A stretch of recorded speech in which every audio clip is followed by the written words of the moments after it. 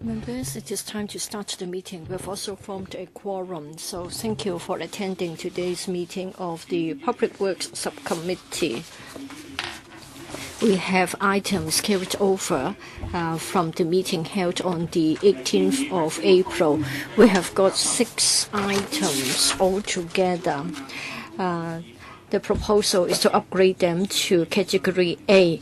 The total amount of money involved will be $22.473 billion. If approved by members, the cumulative number of projects approved will be 22, amounting to $59.0838 billion. And among them, $55.3329 billion are related to works projects.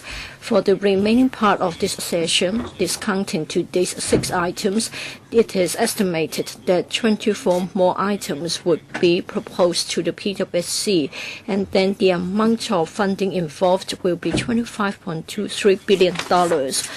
Before we actually start our discussion of today's funding requests, I would like to ask you to comment on the application for late membership. And Mr. Chen Kim-po would like to join the PWSC on the 28th of April. Mr. Chen has written in and has been sent to you by way of paper PWSC 63/13-14. According to the procedures for the PWSC, in particular paragraph 4B, subject to the agreement of the chairman, after the deadline, members may still join the PWSC because of illness or not being able to come back in time. If there are reasons other than those, and if there is an application for late membership, then application should be made to the PWSC. Unless there are sufficient reasons, the PWSC cannot accept such applications. Mr. Albert Chen, just now, I don't think you have given us any reason from Mr. Chen Kim-po for late membership, as the rules already said that we must be satisfied that there is a sound reason. So please ask him to elaborate, otherwise we'll be rendered into a rubber stamp. Mr. Chen, yes, many projects have to be approved. In the beginning, I didn't join because of heavy workload. Now I find that I can reshuffle my work, and then I can spare time to join the meeting. That's why I've applied for membership.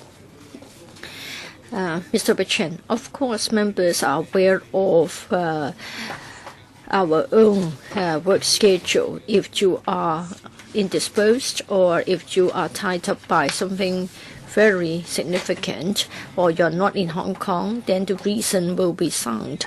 Now you say that you weren't not able to find time to do so. Now you say that you can find time, you're not so busy. So would it be a reason that is acceptable? Otherwise, we are not abiding by the rules of the PWC. There isn't a sufficient ground. So maybe our legal advisor can assist us in the interpretation of a sufficient ground for late membership. For Mr. Chen Kim-po's explanation a moment ago, I think on the face of it, I don't think it can't be counted as a sufficient ground. Mr. Tam Yu Chong, I think Mr. Albert Chen doesn't believe in Mr. Chen Kim-po's ground. He was sort of referring to judicial review. I think 2 weeks ago, Mr. James Tan also asked for membership application. At the time, there wasn't any comment. Do we really need to complicate things? Otherwise, I think it is a matter of dragging our feet and wasting our time. Mr. Tony Che, I support the participation of members so that we can join more panels, more committees. I think Mr. Chen would have liked to join in the beginning, but then he was too busy. Now that he was able to sort out the schedules, then I think I welcome having more members. On the other hand, I don't want members putting down their names and they don't turn up and then the attendance rate is low. I think Mr. Tam Yu Chung has also pointed out last time everybody was in support of Mr. James Tian's application. I do not see any difference between the two applications. Last time it was regarded as having a sufficient ground. So on the same basis, I think we can support Mr. Chen Kim-po's application. Mr. Yip Kok Kim, I think we encourage active participation from all members. PWSC is a very important committee. Just now, Mr. Chen Kim-po explained why he wasn't able to make it in the past. Well, in fact, as independent members, they have to take care of many different things. So if they themselves believe that they're able to make it, I would welcome this. I hope that Mr. Albert Chan won't pick on members and don't be personal and don't allow his subjective comments to consider the matter. I think we cannot be personal when it comes to such matters. We cannot afford to allow subjective judgments to affect us. 2 weeks ago, there was an application from another member. Maybe that member has always been more friendly with Mr. Albert Chan, and so he didn't object. Now today, he appears to be inconsistent, and I don't think it is acceptable. Mr. Gary Fan, I was very cautious in choosing to join a committee, so I try to keep the number of committees of members constant. I try to attend 95% of the meetings. So when I join a new committee, I will withdraw from another committee panel. Our attendance rates are being monitored by the media. Mr. Chairman, I'm worried that if there are more members joining the PWSC, then I want to know whether there will be an impact on the threshold of the number of members needed to form a quorum. By having one more member will affect the quorum. Does it mean that it's more likely that we have to abort our meetings? Last time, Mr. James Tian joined, and then if Mr. Chen Kim-po joins, then there will be an impact on the quorum needed. It's still 1 + 5. Mr. Albert Chan, you raise your hand again. Let me clarify. Right in the beginning, I said that I welcomed Mr. Chen Kim-po's application. I wasn't picking on him. Last time, Mr. James Tian joined, but I didn't listen carefully. In relation to your opening remarks, I was sort of alerted when you talked about a sufficient ground as to whether Mr. James Tian's application was supported by a sufficient ground. I think that can be considered. I just want to make sure that we are fine in terms of the legal position. If you ask me whether it is a sufficient ground, I think the reason is just not too strong. If anybody can make such an application without really putting forward a sufficient ground, then it's easy to resolve the problem. I'm merely trying to ask for a legal advice. Now members are trying to guess my motives, trying to think that I have ulterior motives. I think such members are turning a blind eye to the significance of interpretation of the law and rules. If you go around and ask for comments where we are having a very serious meeting, I just wonder if Mr. Chen Kim-po's ground can be regarded as sufficient. I don't want the electrical to be turned into a laughingstock. We shouldn't take our public duties so lightly. Of course, I absolutely welcome his application. I think has always had a very good attendance rate when compared with other pro-establishment camps. His participation is commendable, but I just wonder whether it is sufficient ground. If the legal advisor confirms this, then I have no arguments. Sorry. Does anybody else wish to speak?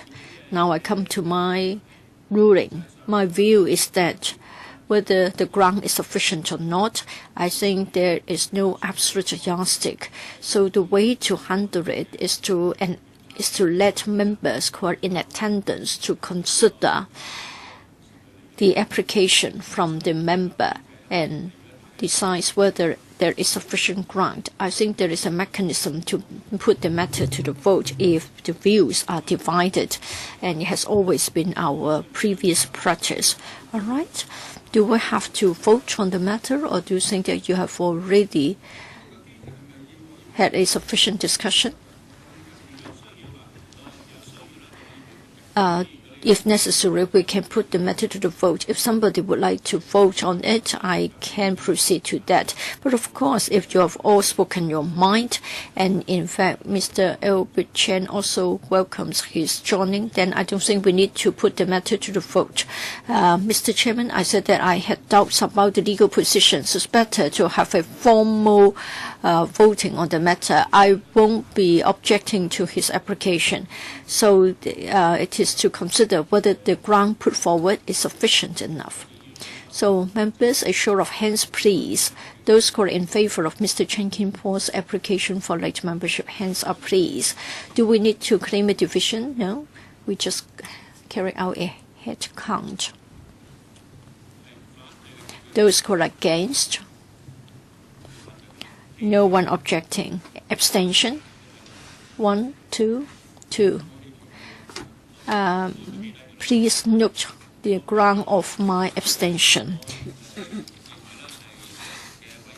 I believe that the majority of members who are in attendance are in support of Mr. Chen Kin-po's application to join the PWSC.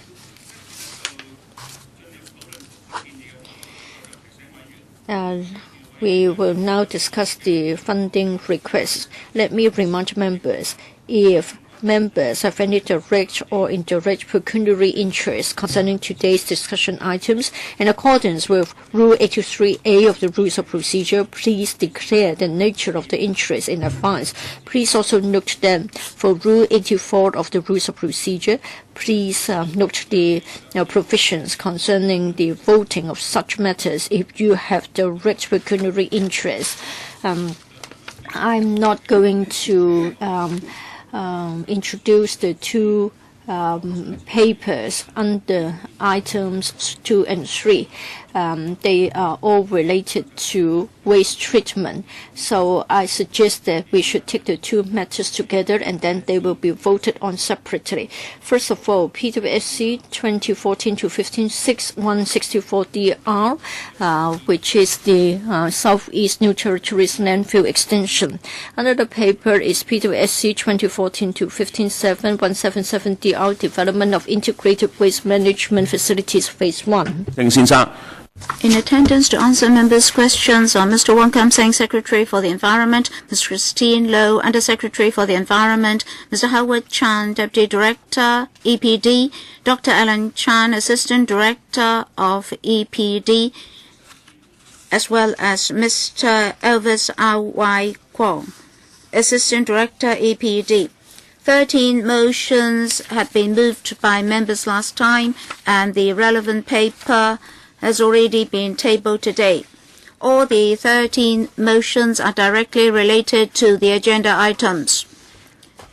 We have to consider 13A2 of the Rules of Procedure in relation to PWSC meeting. I took reference from the terms of reference of the PWSC as well as the contents of the documents.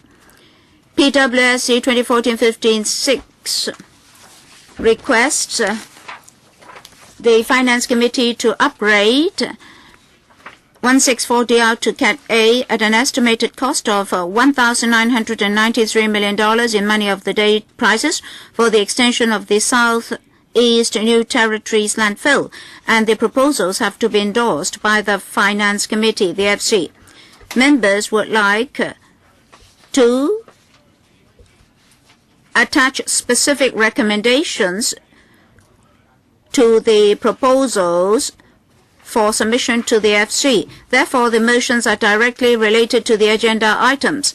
I'd like to draw members' attention to my repeated explanation that for such submissions of project proposals from the administration, we would forward the proposals to the Finance Committee.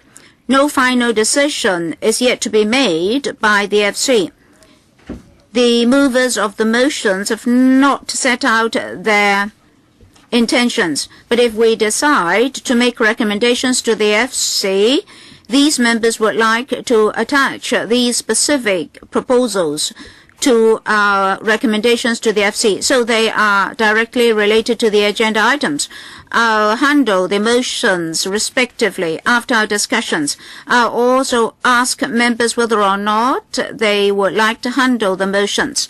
So we'll ask whether or not our members agree to handling the motions. If so, we'll proceed to handle the motions. 11 members have spoken for once, and 5 have spoken for twice, and then 3 thrice. So, if members would like to speak, please press the speak buttons. Mr. Frederick Fong has raised his hand. Would you like to comment on the 2 projects? Sorry, the speaker is not coming through. Well, Mr. Chairman, your last remark was that you've accepted my motions in relation to 32A of the ROP in my joint motion with Mr. Albert Chan, and you've ruled that these motions are directly related to the 2 agenda items. Then why should we have to vote on whether or not we should handle the motions just before taking a vote? Because we can directly proceed to voting after our discussions. Why do you have to ask our colleagues again? We do have a rule of procedure on this. Perhaps the clerk can inform us of the relevant provision. Yes, for the PWSC rules of procedure under 32A, well, I won't read out the whole provision, but it is stipulated that if the chairman is of the view that the motion is directly related to the agenda item concerned and with a majority support from members, then the motion can be handled. Yes, we have to adhere to 32A. Well, Mr. Frederick Fong is not a member of the PWSC, but he has raised his hand. You're speaking for the first time? Last time you did not speak. 4 minutes, please. Mr. Chairman, for landfills and incinerators, I did put forward my position on other occasions. Thank you, Chairman, for allowing me to sit in at this meeting and speak. Last year, I also participated in this committee in a study tour to South Korea. And given the information provided when we're in Seoul, Europe, Germany, and so forth, I discovered that the government has not got a comprehensive plan on development, manpower, resources, timetable, waste reduction, incineration, landfilling, and so forth. And now landfilling is considered by all jurisdictions elsewhere in the world as the worst method of treatment. It's really very harmful. So why should we continue with landfilling and incineration? we're putting the cart before the horse. We're not told anything about recycling, emission reduction, waste reduction, and so forth. We'll take food waste as an example. After reuse, recycling, and recovery, 100 million tons of food waste would still be dumped at the landfills. Well, rather, it would be 1,500 tons per day, and huge sums would be spent on landfilling. So how can we accept such results and grant you the funds? Secondly, for the Chang Kwan Ho landfill, I'll call it Chang Kwan Ho landfill, how many more trees you have to fell before you can create that area for extension? Thirdly, for the incinerator proposed, do you have sufficient information on whether or not this approach will be able to handle all food waste, pollution, dioxins, etc., generated in future? And fourthly, when will the government be able to provide us with a comprehensive, complete methodology, route map, resources, money to be spent, and so forth? 23% of resources for landfilling, I don't support that. And so, well, the Secretary went with us, they were 8%. We shouldn't perform worse than so. Mr. Wong Kam Seng, Secretary for the Environment. Well, those in the public gallery, would you please do not applaud, because that will affect the meeting. Thank you very much for sitting in at this meeting, but do not disturb the meeting as far as possible. Mr. Wong, Secretary for the Environment. Well, when we compare with other jurisdictions, we have to look at the timeline as well.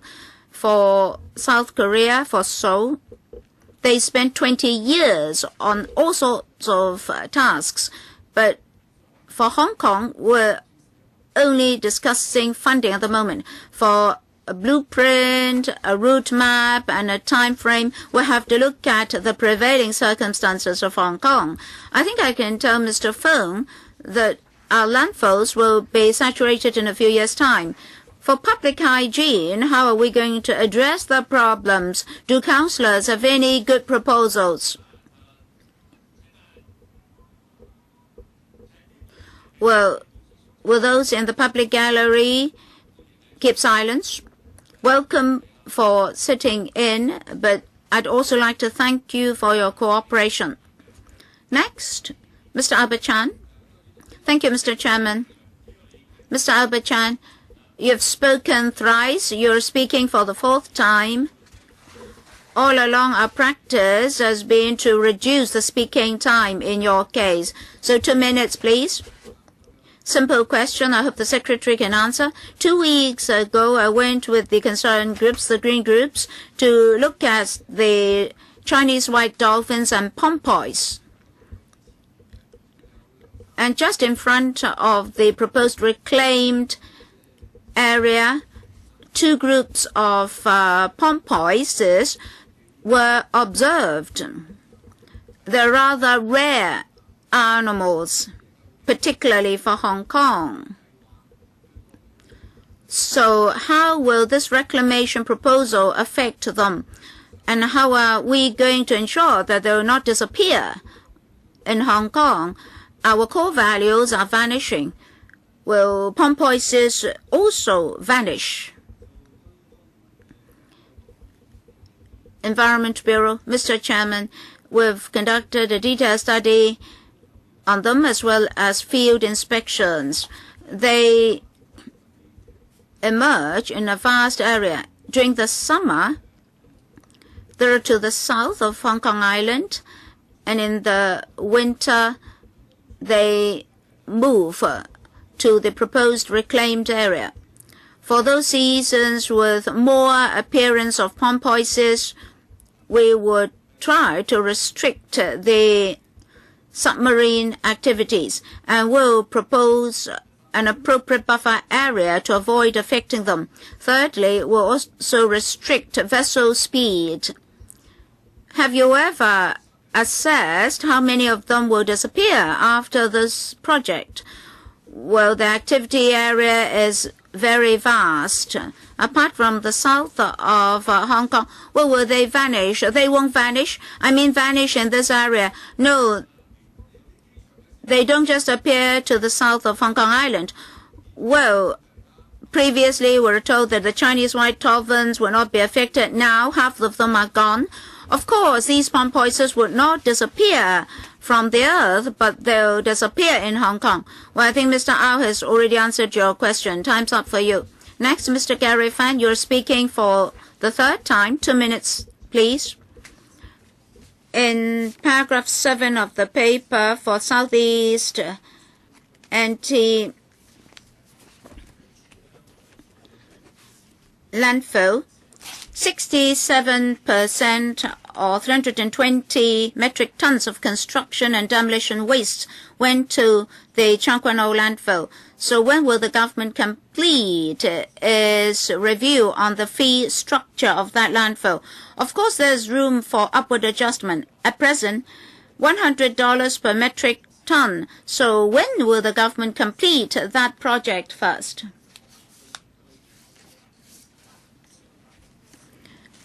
Well, the business sector is not going to be involved for a fee structure on the basis of volume of waste should the government not have a work plan. And then for the felling of trees, does the government have any compensation plan on this sand landfill?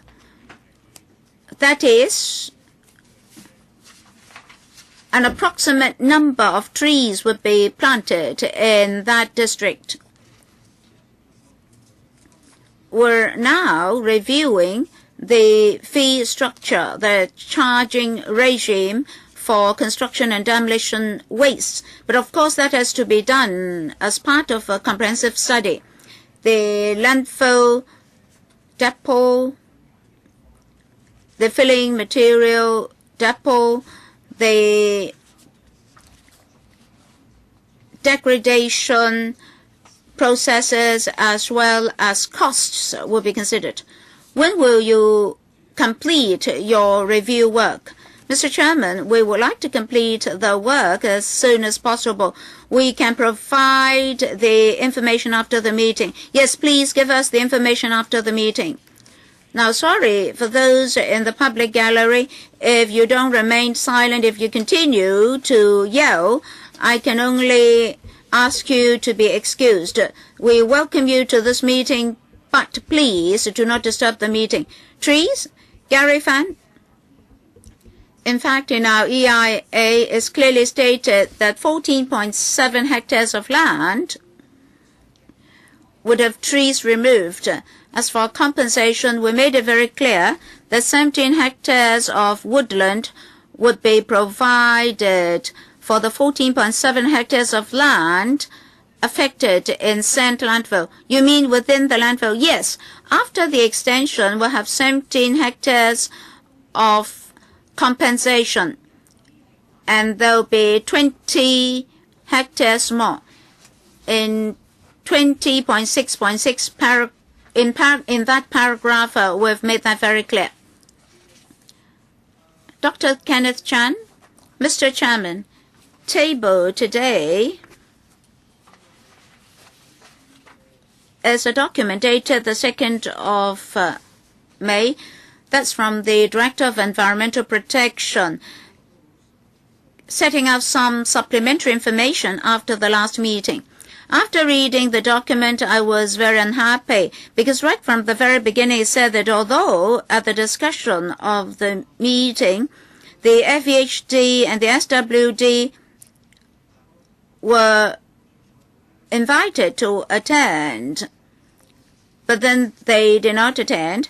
Now, these departments are directly related to our discussions because we're talking about emission targets, waste reduction, and so forth. And we asked what the government had done.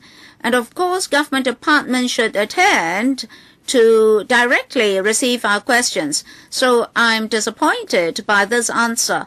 Now, we put up reasonable requests, but the government did not reasonably cooperate with us. So this is not a healthy mode of accountability.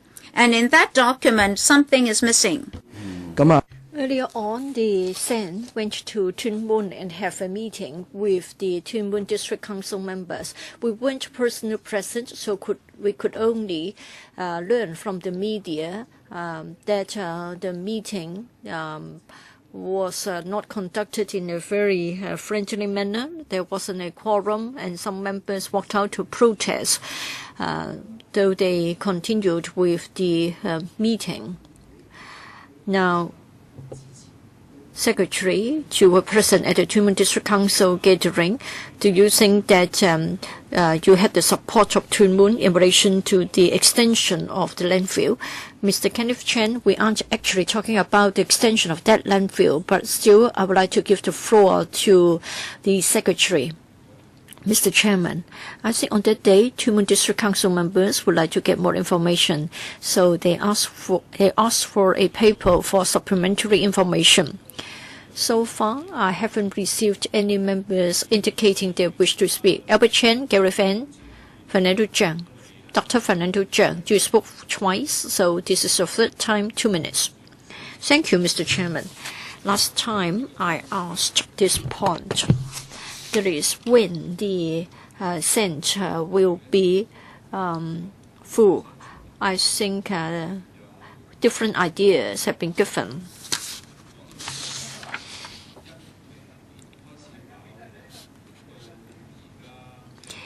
We were told about filling to the capacity within a range of from year 2000 to 2014. I think at the beginning someone said that said in the year 2001 that it will be exhausted in the year 2005 to the year 2008.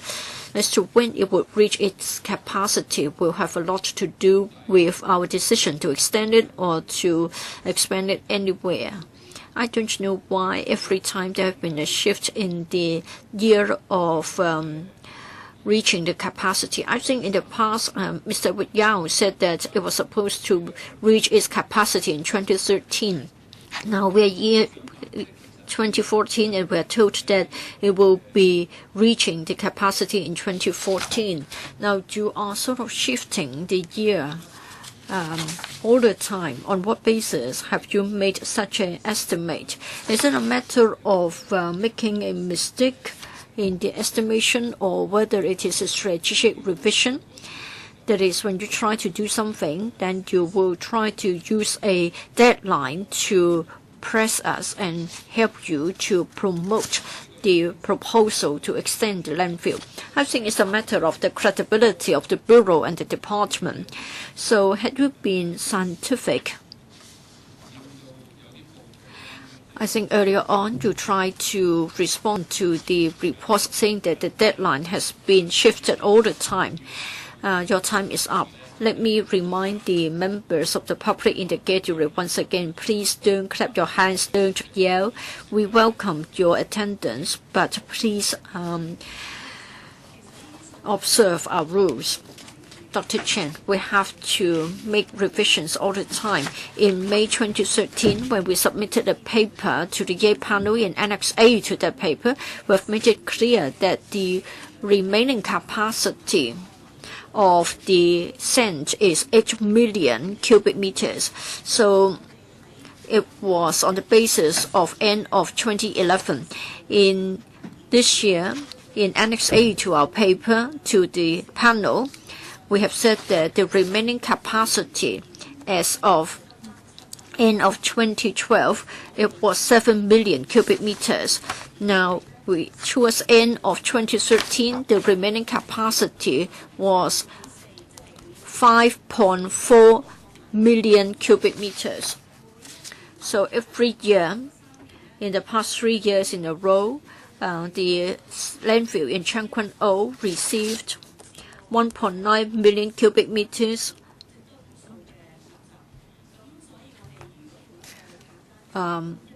In other words, if we take a density of 1 to 1, then 5.4 being divided by 1.7. In other words, we have got about 3 years' time left. Of course, in the notes to Annex A, we have already said that there are certain assumptions. Well, for members who are present, please observe the order. Quiet, please. Now, if members continue to yell, then members who are present, including myself, would not be able to listen, could not hear each other. If you continue, then I can only ask you to leave the venue. But we don't want to have to resort to this step. So please continue. Towards the end of 2013, we have a capacity of 5.4 million cubic meters. 5.4 million cubic meters.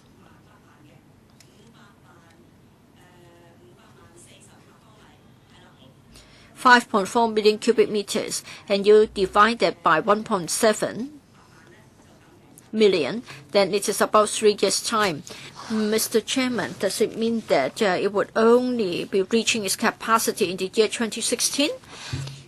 Going back to the notes in our annex, we are now assuming that for the construction waste, the situation will remain the same.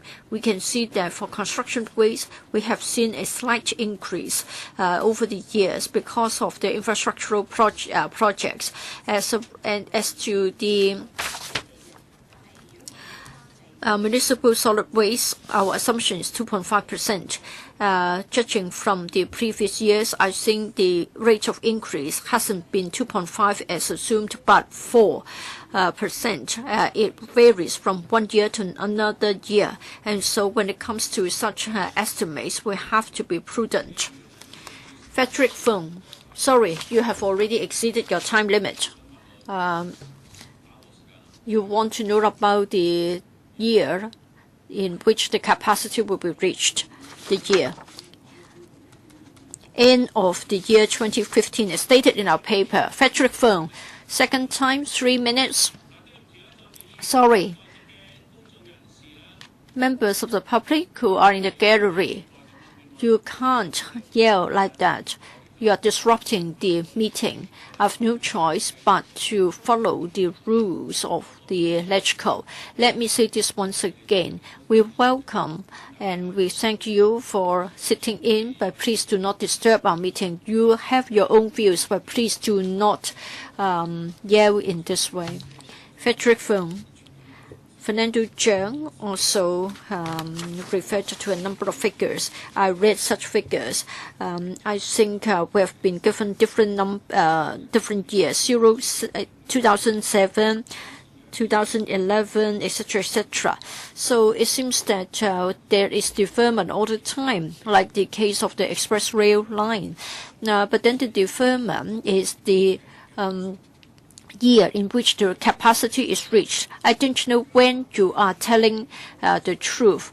Now you say that it's end of 2015. How can I be convinced that this is really the case? Can we deduct your pay by $10,000 for every month extra? Please do not clap your hands. I have made it known to you many times today. Dr. Chen, please understand, members, the figures will vary as a result of population growth, the recycling rate, as well as the rate of waste generation. So every time we have to base our estimate on the latest figures. I think we have got new policies, right? Say, for example, user pays principle. For the waste charging, it has always been so cheap. You must at least recover the cost. When you enhance the charging rate, then relatively speaking, there must be an improvement, and then the rate of increase in the waste generation, it will come down.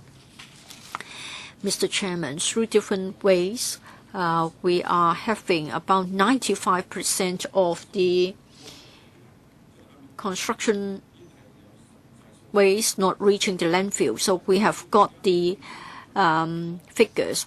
Now, it is said that we have got many infrastructural projects. We'll step up our measures. But then, as far as construction waste is concerned, as far as waste reduction is concerned, I think it has been very effective. My conclusion is that the administration cannot convince us that every time your estimate is wrong, every time you give us a later date, and so I cannot have faith in the year that you are naming. Albert Chen, the fifth time already, 1 minute. Now back to the question of the finished purpose. In relation to the disaster caused to the white dolphins, I was a member of the Advisory Council on the Environment, and after a number of meetings, $50 million were available to deal with it, but then the remedial work was not effective. Now the case will be true for the finished purpose, and then further on, it will not be Hong Kong waters, it will belong to the PRD. It's very likely that as a result of this project, the finished purpose will disappear from Hong Kong. By the time you would have already left your post, and then you don't have to be accountable for it, how can you assure us that the finished purpose will not disappear from Hong Kong? I have to point out that they don't just move around in Shek Kwu Chau. In autumn and summer, they will appear around Po Toi, and in other seasons, they will appear around Lantau and also so-called islands. That's for white dolphins. And for white dolphins, Chinese white dolphins, they are more focused in PRD. And in South China, we've also got a lot of such animals. Of course, I know they are in South China. Now I'm saying that the finished purpose will disappear from Hong Kong. How can you assure us that they won't disappear from the Hong Kong waters? You are not able to guarantee. We have very strict monitoring systems. And in fact, for so-called islands, we have got a 700 hectares marine reserve to protect them. Gary Fan. We have studied your figures, and we found that they are different from the truth. We are not fabricating the figures. In the year 2005, when we had the framework for waste, it is said that every year the volume of MSW will fall by 1%, but we're not able to achieve that. I think we have more or less the same rate of waste generation. Now, Dr. Chen and others have said that for the scent, we are having 1.7 million cubic meters less waste. But in fact, according to the government's figures, it was reduced from 8 million to 7 million cubic meters. Dr. Chen said that we still have 3.5 years' time left. In other words, beginning of 2017, how come that we are told that in year 2015, sand will be saturated and then will be surrounded by waste? So it is inconsistent. If the government really is determined to reduce waste at source, then we should postpone the saturation date of our landfills. Why is it that just now Dr. Alan Chan told us that construction waste would slightly increase in future? Should we doubt the government's competency in reducing wastes? So how can we unconditionally accept your proposal to extend the landfills? Will those in the public gallery please do not yell? I can share with members some figures. For 2012 and 2013, in 2012, for the whole of Hong Kong, every day with 13,800 tons of waste dumped at the landfills. And then in 2013, it increased to 14,300 metric tons, a slight increase of 3.3%.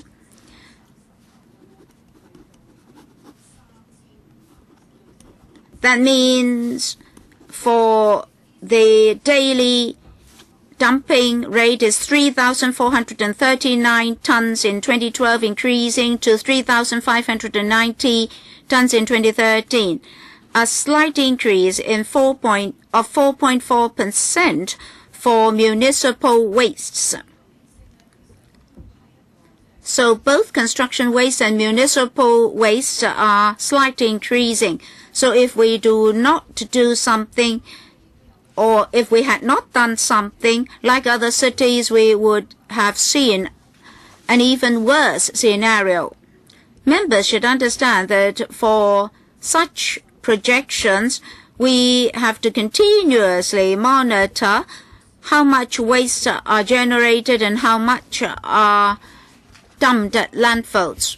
Next, Dr. Elizabeth Quat, speaking for a second time, 3 minutes. For sand landfill, for odor and air pollution, in future 13 improvement initiatives will be adopted gradually, but we haven't seen the effectiveness of those initiatives yet. So when will the residents be able to see the effects of these initiatives? Mr. Wong Kam Seng, we have to understand here that to address the territory-wide public hygiene situation, everybody has a duty. We have to reduce the impact on relevant districts. As we said, we've undertaken to only dump odorless waste at landfills in future. And we would also like to reduce the number of lorries going to such landfills. Now is 1,000 trips per day. Under those initiatives, that will be reduced to 500. As for air pollution, we have set up monitoring stations for monitoring PM 2.5. At the moment, these stations record similar data as in other districts. As for illegal dumping, we've installed CCTVs. In the past few months, we recorded 10 doubtful cases, and we're following up on them. As for completely closed RCVs, by next year, the whole of Hong Kong will benefit. Well, Secretary, when are we going to see the effects of these initiatives? In the next 2 years? For fly tipping, for black spots, we've installed CCTVs and have recorded 10 suspected cases. For completely closed RCVs, we've actually recorded improvement with improved tailgates and waste tanks installed. If we endorsed the extension plans for the 3 landfills and the construction of 1 incinerator, can you guarantee that this will be the last round of extension? Now we have a 10-year blueprint. At the same time, we hope to adopt another approach. In the long run, Hong Kong should have zero landfilling for living, so-called living waste, that is, waste generated in our daily living.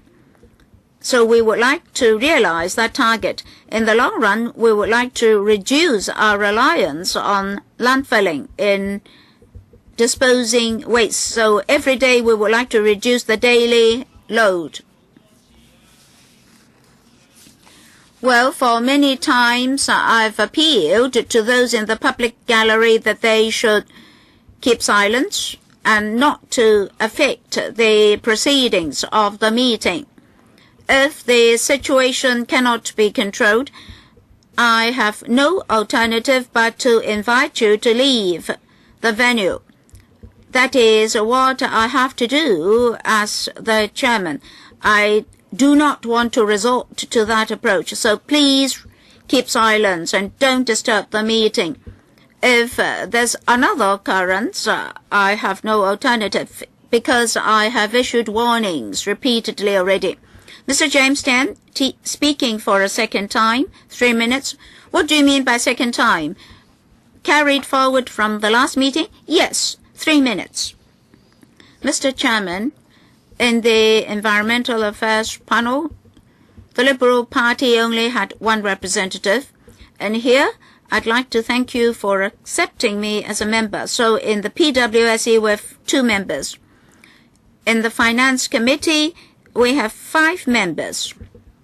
Let me state the position of the Liberal Party on landfilling and waste disposal. First of all, I really sympathize with the present term of the SARG and the Secretary for the Environment. In the previous terms of the SARG, including the Tung Chee-hwa era, waste disposal had not been addressed, so now we have this problem. In my constituency, including Cheung Kwan O, we did not penetrate the district as deep as other political parties, so we could only listen to the views of the residents. If the residents continue to have so many strong views, how should we address this major issue? By major issue, I mean waste disposal.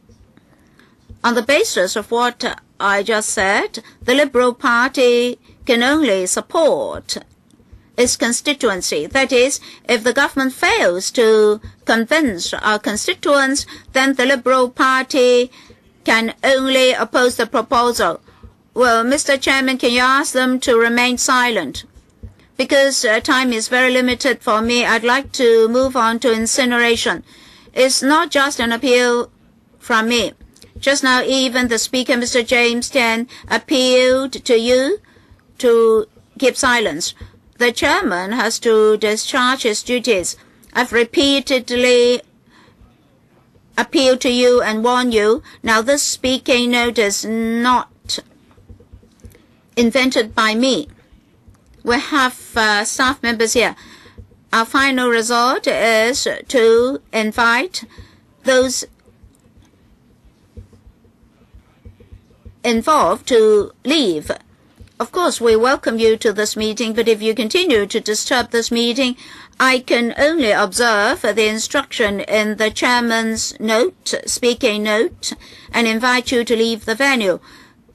I extremely don't want to do this.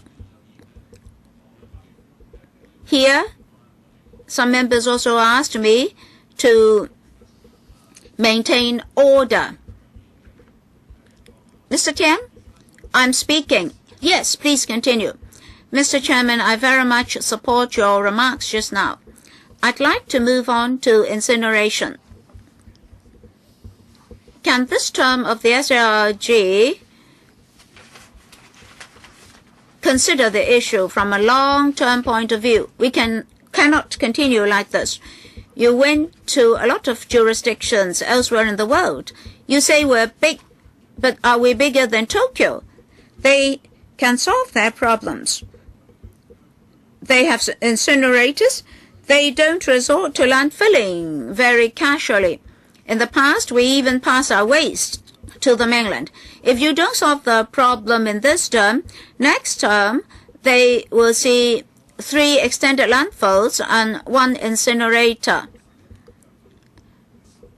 We won't be able to resolve this waste disposal problem with incineration and landfilling. So 10 years and another 10 years. We can move on like this endlessly.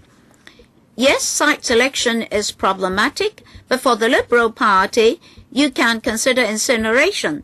For Hong Kong people, we have to consider our waste issues. You should try to incinerate waste as far as possible. If that cannot address the problems fully, then you can still consider landfilling. But the Liberal Party will support incineration. Mr. Gary Fan would like to speak again. you'll be speaking for a fifth time. 1 minute only. I'd like to know what specific measures the government has and what timetable it has.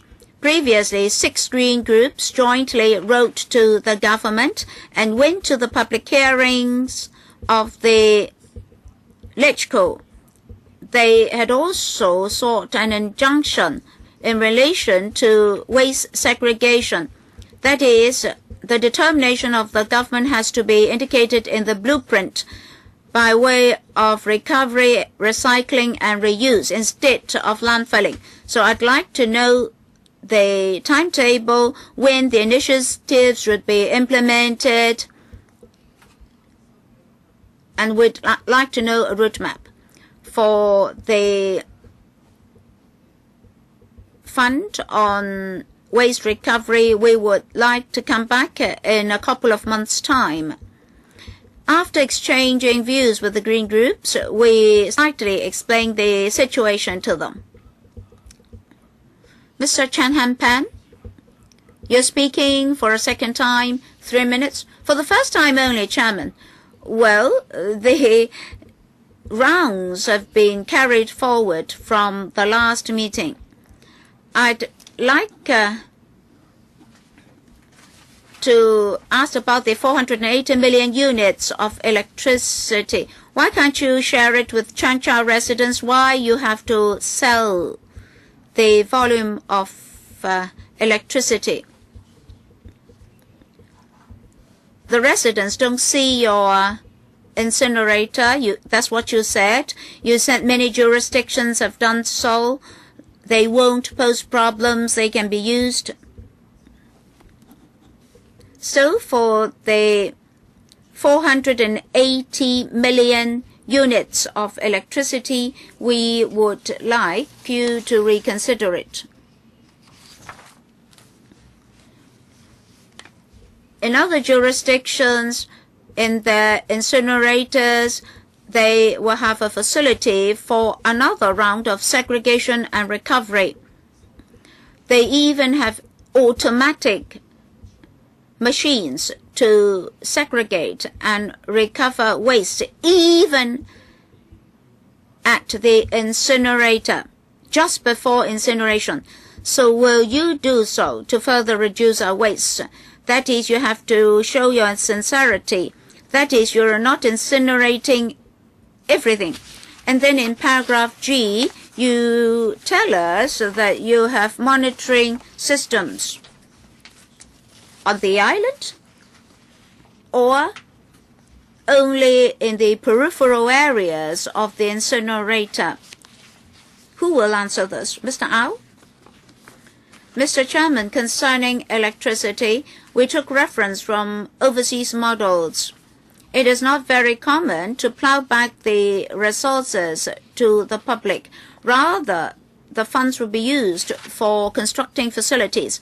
We attach importance to segregation at source, at the household level. So we'll have different facilities at different districts for segregation and recovery. At the incinerator site, there will be a small-scale segregation facility to set an example.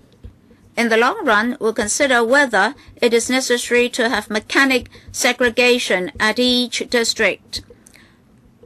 Apart from on-site inspection, Changchao, Tainan would also have monitoring stations to monitor the situation, and the data would be uploaded to our websites for public perusal.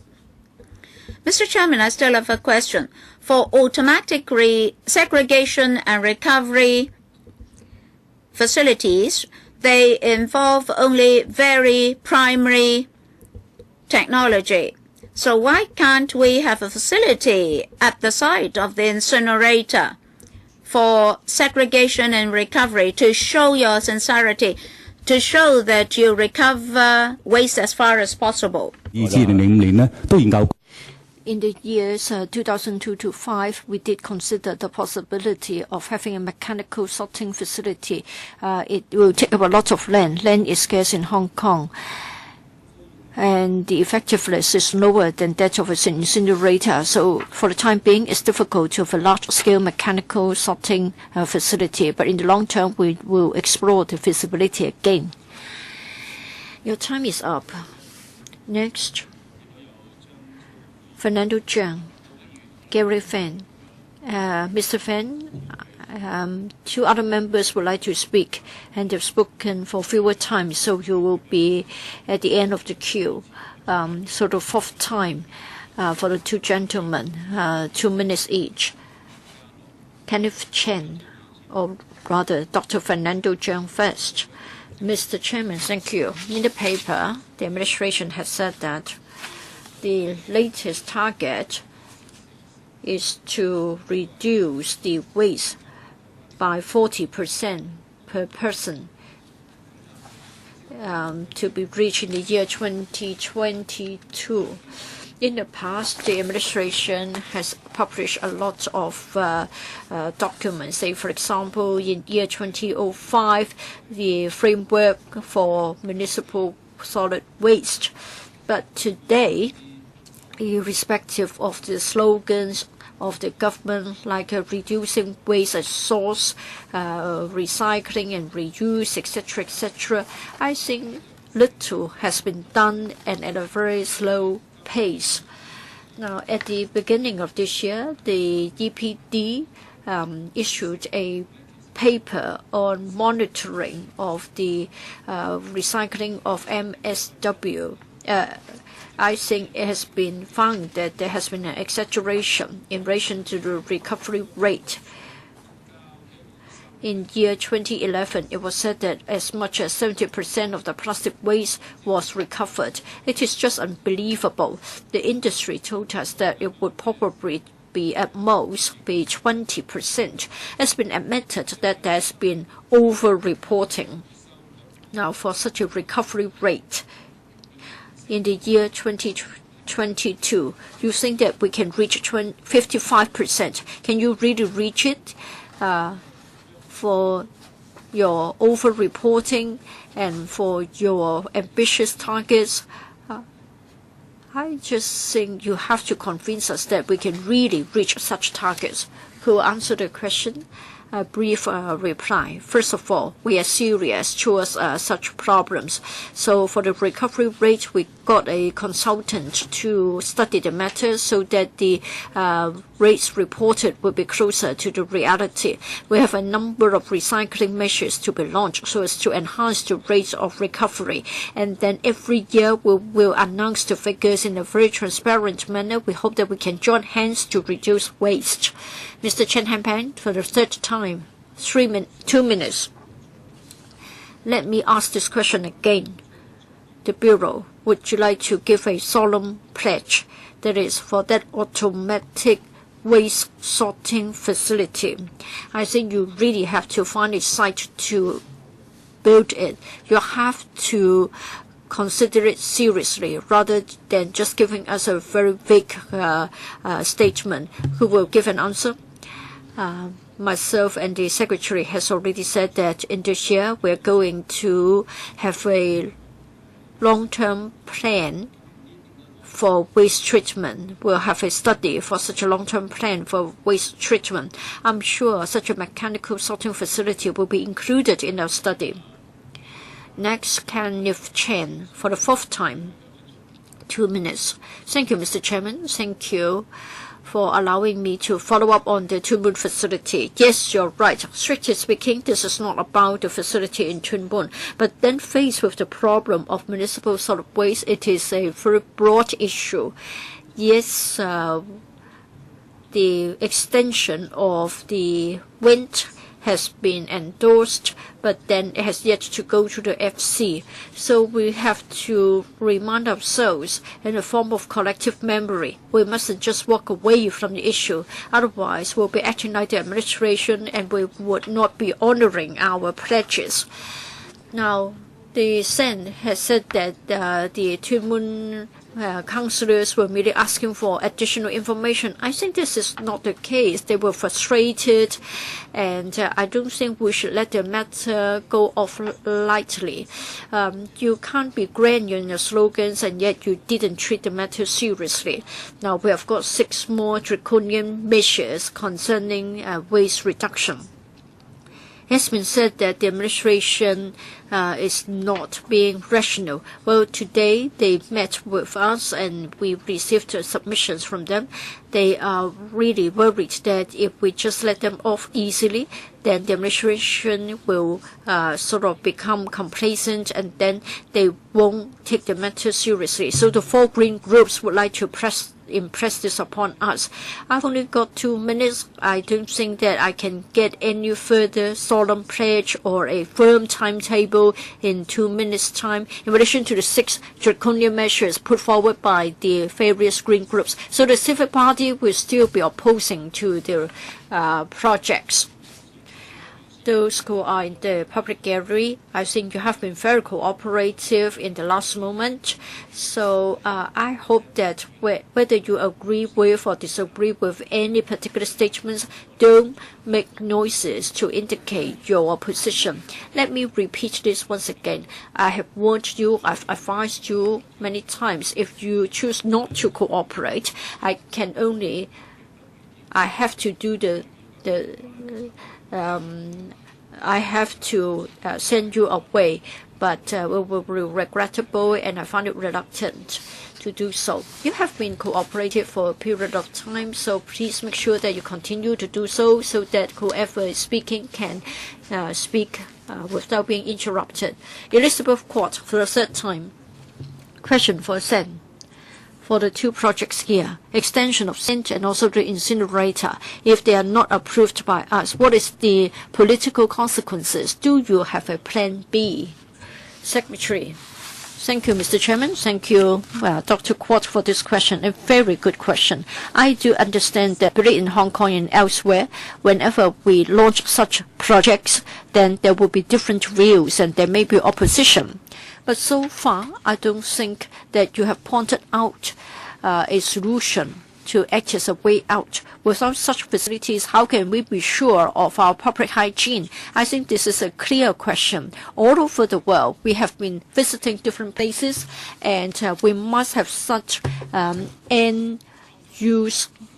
In Europe, half of the waste has been recovered, half of them either landfilled or incinerated. Same is true in the case of Singapore or South Korea. Yes, we are concerned about waste reduction, but then the end treatment is equally important. Do you have a plan B, Mr. Chairman, Ms. Court?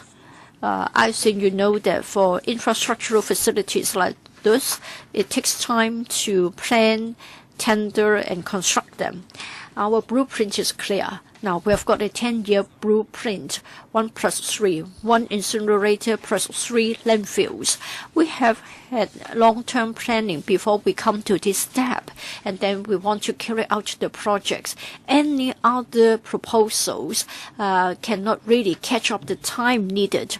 So many experts, many scholars have already agreed that 1 incinerator, 3 landfills must be the choice in today's Hong Kong. In other words, you haven't got a plan B, Secretary. 1 incinerator and 3 landfills would be the only choice. Gary Fan for the 6th time, 1 minute. Please don't turn the public hygiene problem generated by MSW. Please don't shift the problem to electrical. Don't shift it to the community. I think we are sort of justified in our frustration. We aren't doubting the necessity of your facilities, but then you have failed in having an effective waste reduction program. Still, you're asking us to bear the responsibility for the NSW. It is unreasonable. 10 years, another 10 years. Chan Kun-o 150 hectares, that is 10% of our 1,500 hectares of land in Chang Kwan O, have been used for waste treatment. In 1991, I moved into Chang Kwan O. I've been told that in the year 2007-2008, it will be saturated, it will be exhausted. You really have to come up with the producer responsibility system. I think at most we can only cover plastic bags. What about plastic containers, beverage containers, ties, wood, etc.? When are you going to deal with such items under the producer responsibility system? Your time is up. We have supported the waste charging scheme, so as a member of the community, we are taking up our responsibility. For a second time, Mr. James Cho, 3 minutes.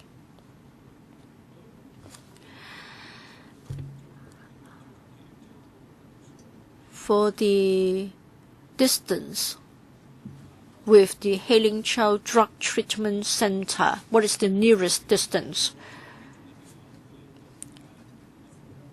I mean, Shek Koo Chow, for the Shek Koo Chow Drug Addiction Treatment Center, 150 to 200 meters to the boundary, 400 to 450 meters from the chimney of the incinerator. Well, for the drug treatment center, it is heavily subsidized by the administration. My understanding is that they haven't really given a submission directly, but some of them have told me that they are worried. They are afraid that the drug addicts who are receiving treatment will be affected. So I want to know if you can assure us that they can believe in you, such that the emission or anything else from the facility will not have an impact on the drug addict treatment programs, because there will be people living closest to the facility. So can you have any sort of benchmarks or whatever to assure them? Under Secretary, Ms. Luke, I did meet with SADA. All along, we have had a number of dialogues with them. I'm sure we have to talk to them again. Say, for example, for emission, I think we have answered their question. Of course, last time, we said that sometimes it isn't a matter of data. I think it's a matter of psychological impacts. Maybe they would feel uncomfortable. So I think we need to, and we will talk to them again. We don't know who will become a person receiving the drug addiction treatment service, maybe one of our relatives, one of our children, etc. So it isn't just a matter for them. I think they are quite close to the facility. So in terms of the emission and the emission standards, can you not come up with something so that we can be assured that despite the very close distance, now usually for food safety, we are told that we have to consume a huge amount of food before we get into trouble. Now they will be living there. They will be receiving the drug addiction treatment. So if you cannot assure them, maybe the entire center has to be relocated. Emission. I think other than SADA, many people are also concerned. Just now, Mr. Au has already said that in future, we'll have a monitoring system, and the emission from the chimney will be known to everybody. Albert Chen, the 6th time, 1 minute. Mr. Chairman, Mr. James Cho asked about Hailing Chow. I don't understand why the administration answered something about Shek Koo Chow. Maybe they can explain. For the 3 landfills and the incinerator proposed, Mr. Secretary, I understand that after you took up your office, you tried very hard to solve the problem, but you did not carry out broad consultation. You did not have strategic discussions. Are you going to have one incinerator in each district? There's never been any detailed study or consultation. The government is forcing this on us. Tuen Mun, Shek Koo Chow, you should choose between the 2. There's no strategic study on 3 landfills and 1 incinerator. you must have strategic discussions and consultation. So you're forcing this upon us. You are casually and randomly forcing this upon us. Don't cheat the public, don't cheat the councils. So you must have some strategic studies and consultation on the 3 landfills and the incinerator proposed. Mr. Gary Fan? Well, I don't want to scold the government, but if the government does not act properly, we're duty-bound to say something.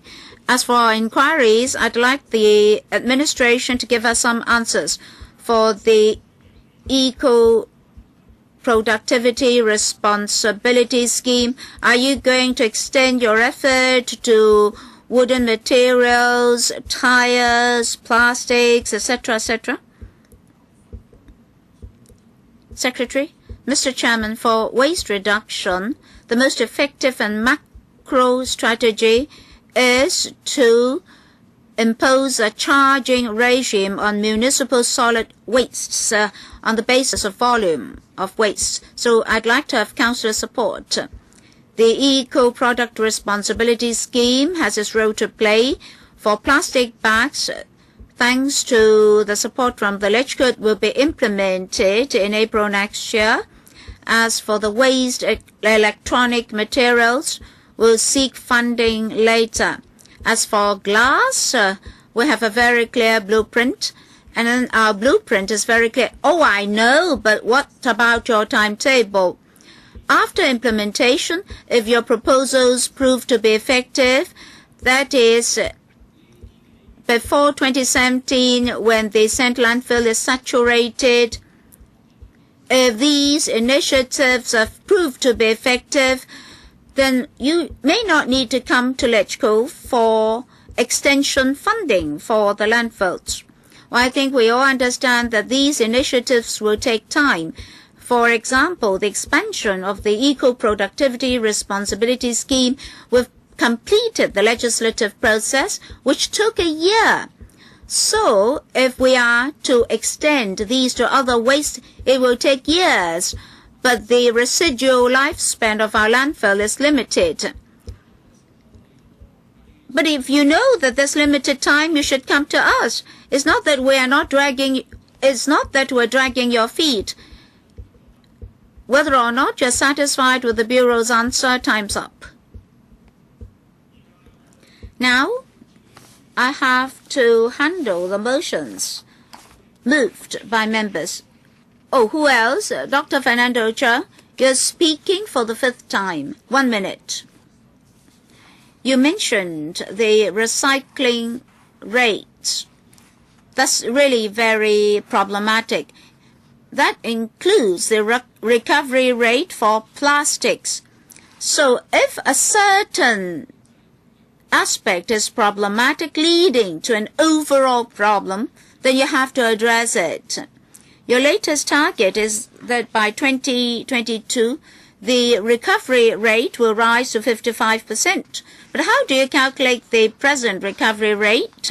Where are the discrepancies, etc., etc.? We're not sure. So how are you calculating your recovery rates? As for your calculation of the lifespan of our landfills, how did you collect actual local data? We have to know all these before we can assess your plan and your targets. Otherwise, I really cannot see the actual meaning of the proposed or the recovery rate of 55% in 2022. Our blueprint emphasizes the calculation of dumped volumes. Every time we go to the refuse transfer stations and the landfills, we weigh the wastes, which are exact figures. Per capita, in 10 years' time, we would like to reduce municipal solid waste by 40%. That's a very clear target in the blueprint. Mr. Gary Fan, I'd like to ask about the RCVs for the total enclosure, the tailgate, as well as the sump water tank. Well, these are mitigation issues which the administration addressed. Earlier, the district councillors went on a site inspection but still observed leachate seepage. Why can't you complete this territory-wide initiative for totally enclosed RCVs with a metal tailgate cover and a wastewater sump tank?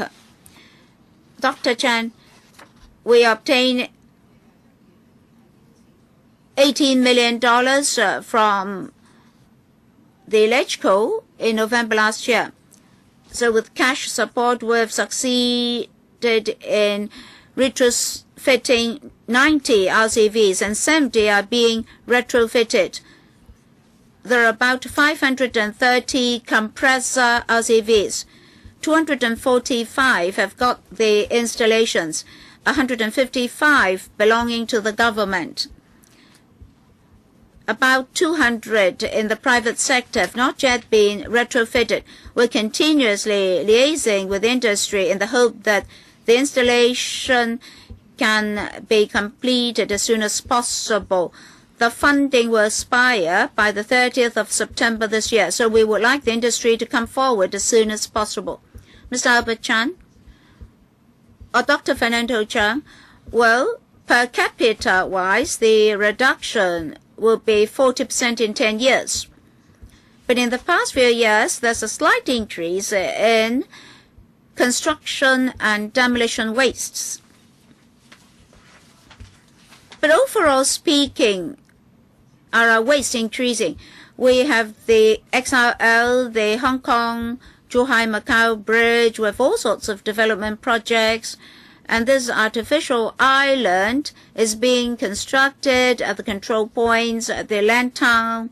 We have the Lantang control point and the Hong Kong Zhuhai Macau Bridge. All these generate huge volumes of construction waste.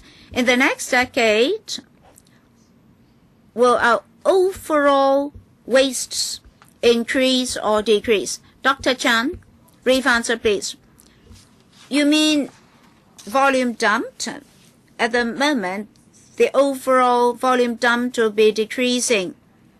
Of course, we now have landfills only. In future, we'll have an incinerator, and the capacity will increase. For many infrastructure projects like the Hong Kong Zhuhai Macau Bridge, most of the waste generated are inert wastes. So for construction waste, we have inert and non-inert materials. For those going to landfills, they don't have recovery value. But for better materials like stones, rocks, and soil, they're different. We would like to recover more than 50% of waste in 10 years' time. And such materials can be reused as construction waste. For those going to the landfills, they're of no value. For example, renovation waste generated by households will go to landfills. We have to reduce waste, of course, so we'll see what the engineering sector can do. Well, time's up. Mr. Gary Fan, you're speaking for the 9th time. Yes? With my discretion, I'll give you 1 minute. I haven't asked about the 2 EIA reports involving the St. Landfill. Those were produced in 2003 and 2005. The development and population of Changquano and residential developments around St. Landfill and so forth. You said you continuously update your figures. According to the WHO, dust and PM 2.5 produced are being more and more serious. Within 800 meters of the landfill in Lohas Park, the population will grow to 25,000 people. My initial estimation is that at present, there are already 7,000 to 8,000 people. Will the government review the WHO standards about the concentration of PM 2.5. Will another assessment and review be conducted? Brief reply, time's up. For the EIA, back then, we've already anticipated that in Area 86, where Lohas Park is, there'll be developments. So we've already included that. I know, but in international experience, there are very few landfills so near to residential areas. But the residential project will continue to develop just 800 meters from the landfill, and then by its side is the industrial estate with workers going in and out every day. So what about the impact of air pollution on the health of the residents? Well, for health, we've conducted a detailed assessment on health. Given the WHO indicators for acute and chronic diseases and so forth, we took measurements from the landfills. And 39 volatile, or VOD, so to speak, we took measurements. We've not exceeded the most advanced and stringent international standards. Well, summer is coming. Once you leave the MTR station, the Lohas Park station, you will be able to smell the odor. How can you convince the residents? They are facing the landfill around the clock every day. Well, this will be the last warning. Just now, there were applauses. I exercised my discretion. I did not say anything. But if you continue to make noise, I can only take the last resort. Now, this is the last warning. As I said, it's very regrettable if I have to take the final step, but I have to follow the rules of procedure of the LegCo. So you have to assist us in making this meeting progress smoothly. Mr. Gary Fan. Sorry, Mr. James Chan. A point of order. When a councillor is asking questions for the 9th time, the 10th time, the 99th time, the 100th time, any rule to handle that? Well, in the past, at PWSC meetings, we tried as far as possible to allow members to speak, and we reduced the speaking time per member gradually. As the chairman of the meeting, I've been exercising my discretion to allow members to speak. I, of course, understand Mr. James Tan's worry. The meeting cannot go on endlessly. I think members have all spoken their mind, and just now some questions were already repetitive. So let me handle members' motions. Mr. Gary Fan, a point of order. As this is a controversial issue, can the Secretary and Under-Secretary consider withdrawing the first 3 papers such that we can proceed to the 4th, 5th, and 6th papers?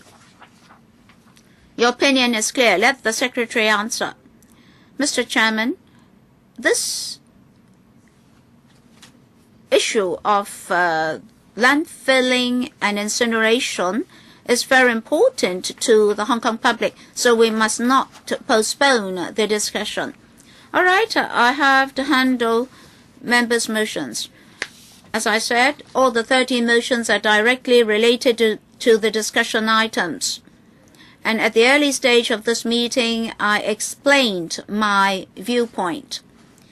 And during our meeting just now, I received 5 more motions, also moved by Mr. Gary Fan and seconded by Mr. Albert Chan. After reading those extra motions together with the clerk, we found the 5 extra motions similar to the previous 13. So we'll observe the principles that I mentioned. For every motion, I ask whether members agree to handle the motion. If we have a majority support, I'll ask members and officials to speak on the motion concerned and then put the motion to the vote. First of all, motion 0001. Yes, Kenneth Chan. Thank you. Point of order, please. I think we are talking about 32A of our rules. This is about moving of motion without giving notice. And if it is agreed by a majority of members, then the motion can be proceeded forward.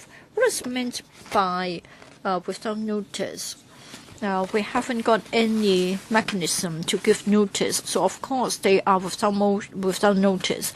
We have got two batches, one having 13.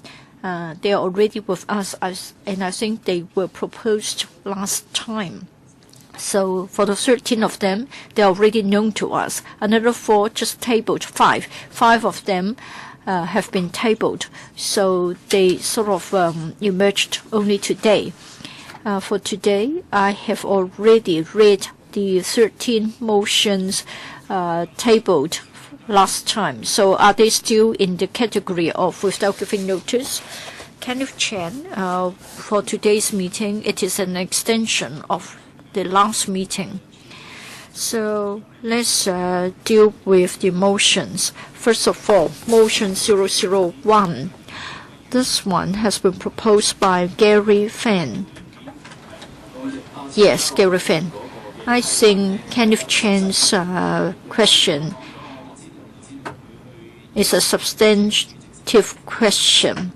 So please ask the legal advisor to interpret what is meant by giving notice. Later on the 19th of May, we'll be having an extension of a meeting of the Subcommittee on Railway Development. So it is quite unlike what is said in the script. It is not without notice. Legal advisor, do you agree with me? I think the chair has accepted that the motions are related to the discussion today.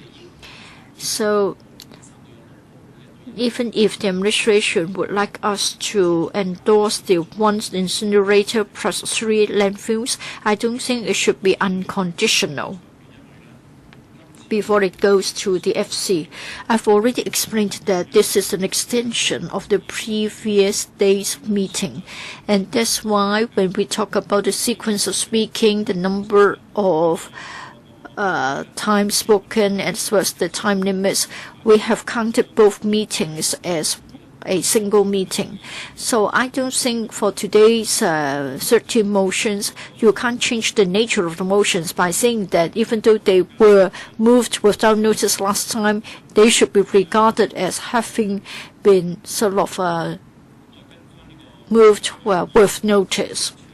In fact, I'm following the rules of procedures. To save time, please read the wording of the motion on the screen. I don't think we need to read it out.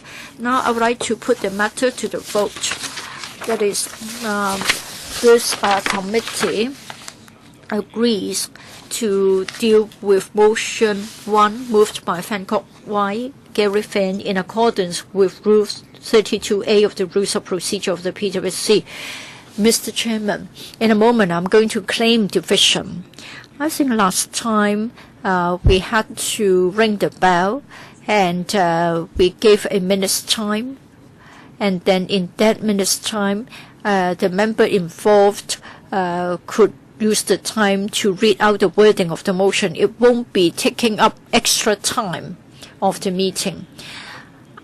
You have two requests: the wording to be read aloud and also claiming a division. During the time when the bell is rung for the division, let the member read out the wording. You would like to ask for a minute to ring the bell? I think for the first time it should be 5 minutes, in accordance with what we have done. last time. For the first time, 5 minutes. Mr. Gary Fan, please read out your motion. Yes, Mr. Yu Kwok Him. Our previous practice, that's what Albert Chan referred to. We have already put it up on the screen. There's no need to read it out. But then while we ring the bell, during that minute's time, we should, he is saying that we should allow a member to read out the motion. I think Albert Chan would also like to have it read out during that minute. I misunderstood you, sorry. Now let me say this again. Whether we are going to deal with the motion moved by Mr. Gary Fan in accordance with Rule 32A of the Rules of Procedure. If anybody would like to claim a division and have the bell rung, then we'll do so now. During this period of time, Mr. Gary Fan, please read out your motion.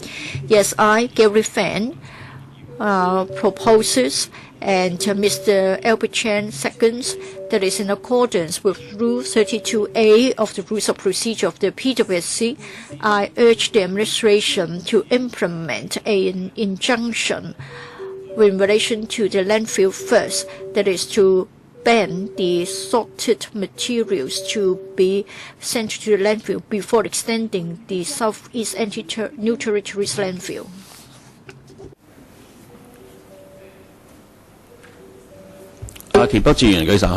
James Tian, you raised your hand. There is a motion being moved, so we have to express our views. The Liberal Party objects it. We object to the landfill. It seems that after the government has done this, Gary Fan would support it, but we are against it.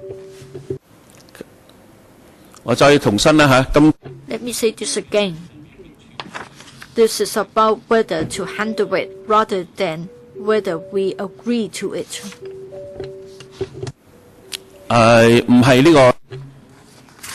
Members who are not committee members may not participate in the vote.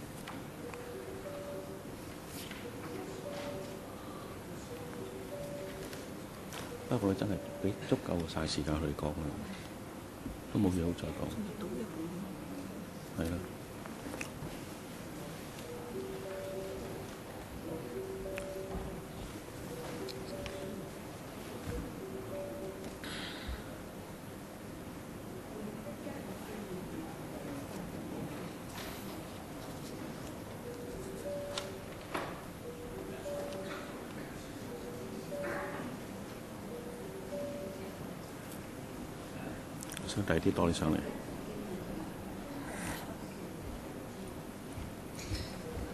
三呢扎都係議案，都係5個位。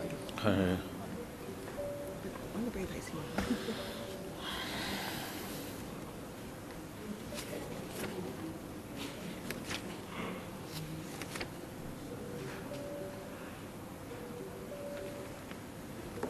冇嘅，將所有嘅意見就一條一條咁。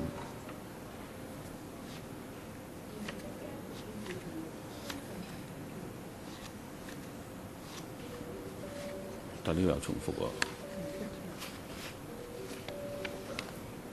，24、36個月。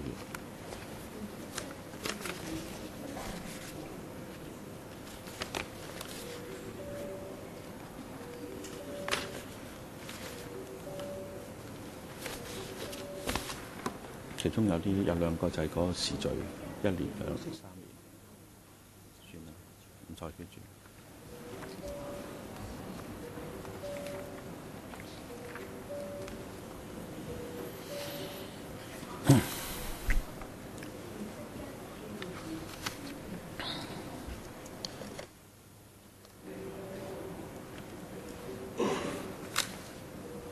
好，點響鐘嗰個對白咧？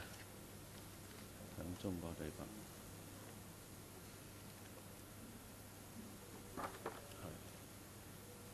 好。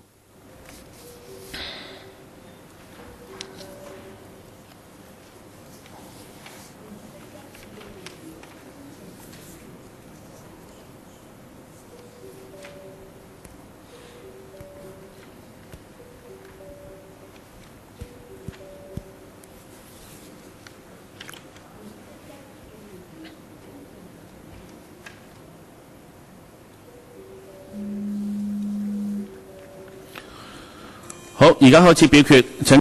Voting begins. Please press the button to vote. First of all, please press the button to indicate your presence, and then please indicate your vote. Before I declare the results, members, please check your vote. Voting comes to an end. The voting results are to be displayed. Members who are present, 29. 9 yes, 18 against, 1 abstention as to whether we should deal with the motion. The majority of the members who voted are against the motion, so it has been defeated. Mr. Yip Kok Kim, I move that we should ring the bell for 1 minute in further divisions.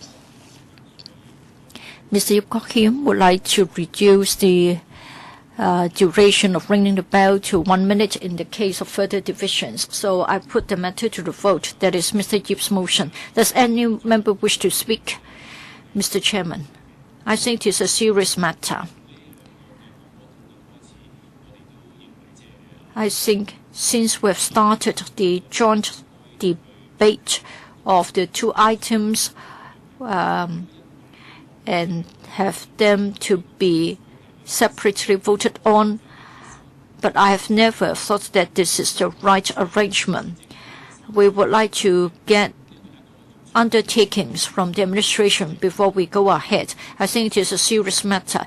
Therefore, I cannot accept that we should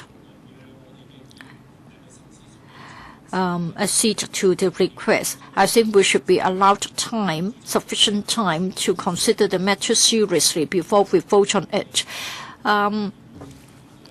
We are not voting. We did not vote against the motion. It's against dealing with the motion. We very much hope that the motion will be discussed. Mr. James Tian said that he did not agree with So I think members should tell me why they would not agree to having a discussion. Just now the motion was very clear. The question was very clear. That is, the question was whether we should deal with motion 001. Now we should discuss the following question. That is, whether we should agree to Mr. Yip Kok Kim's motion. That is, in case of further divisions, the bell will ring for 1 minute. Mr. Obuchin, does he have to move this motion in writing? No need. The general practice. Well, I think you know the general practice both at the LegCo meeting and at panel meetings. Those who are in favor of Mr. Yip Kok Kim's motion, I claim division. So the bell will ring for 5 minutes. Or could we make it 2 minutes instead of 5 minutes? According to the rules of procedures, Rule 46, Mr. Yip Kok Kim. It should be 2 minutes in this case, not 5 minutes. Clerk, please check. Rule 46 of the rules of procedures for the FC.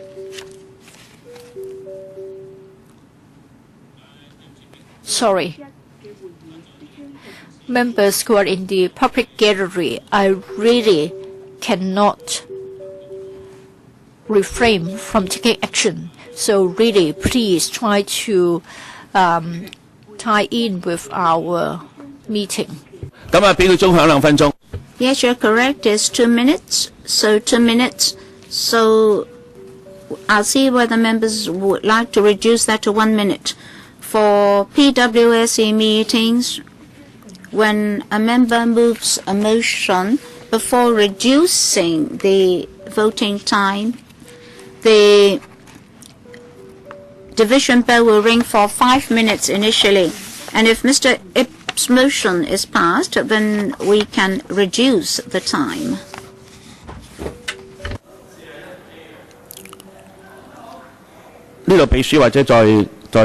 On this particular point, perhaps the clerk can brief us on the content of the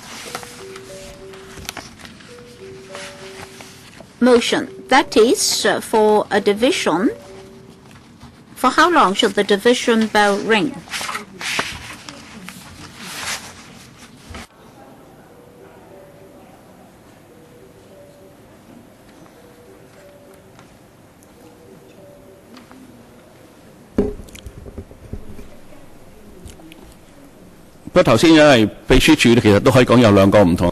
Well, the secretariat gave us 2 versions. It doesn't matter. The division bell will continue to ring, so 5 minutes.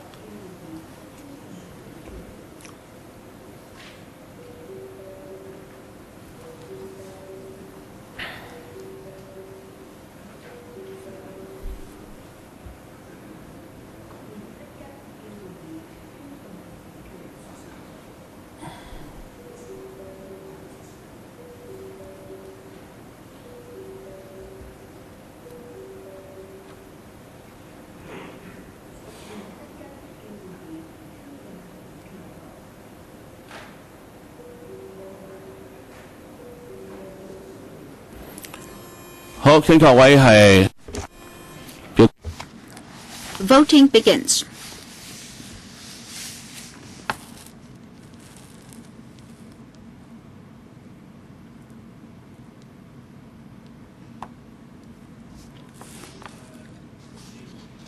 Before I declare the results, members, please check your votes.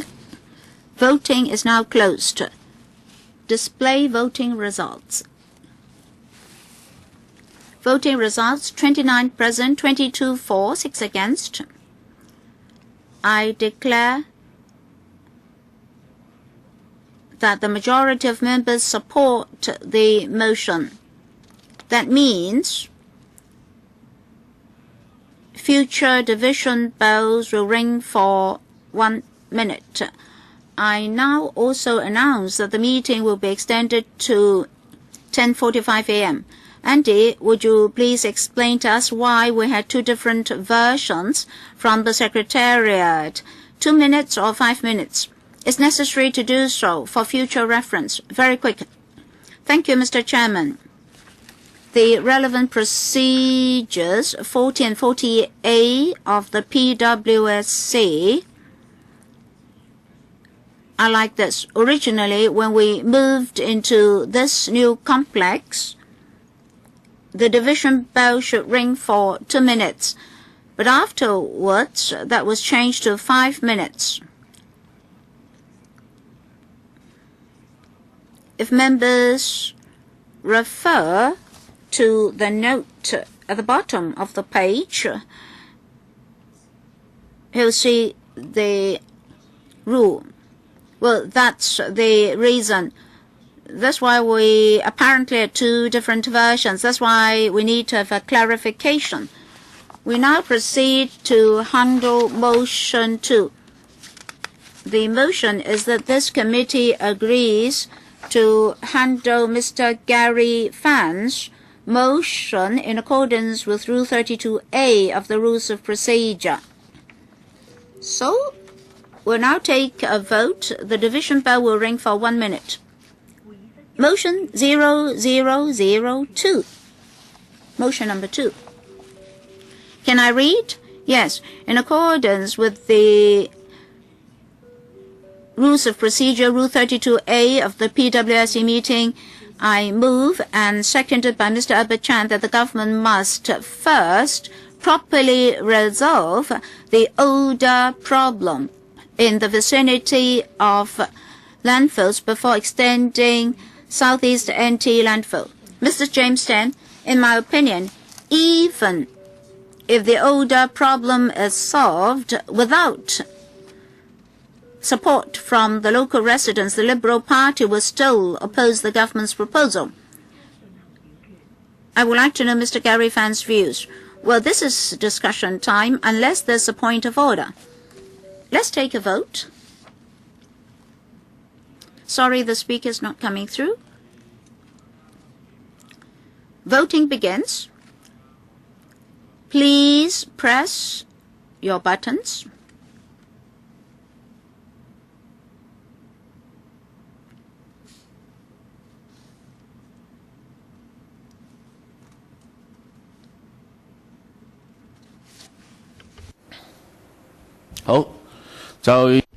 All right.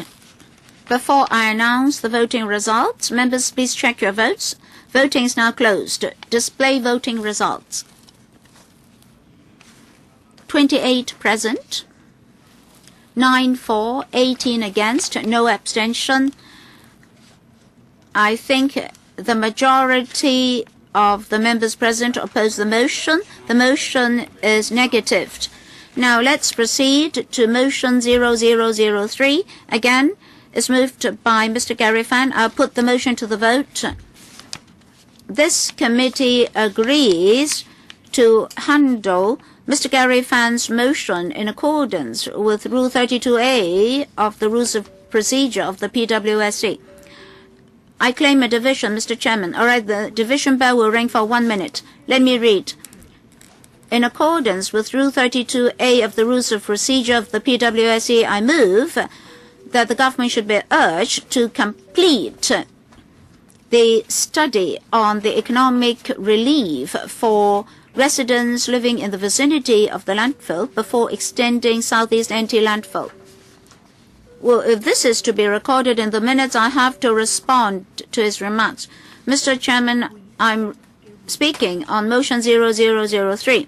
For the Liberal Party, even after the completion of that study by the government, if the local residents still oppose the government's proposal, the Liberal Party will still oppose.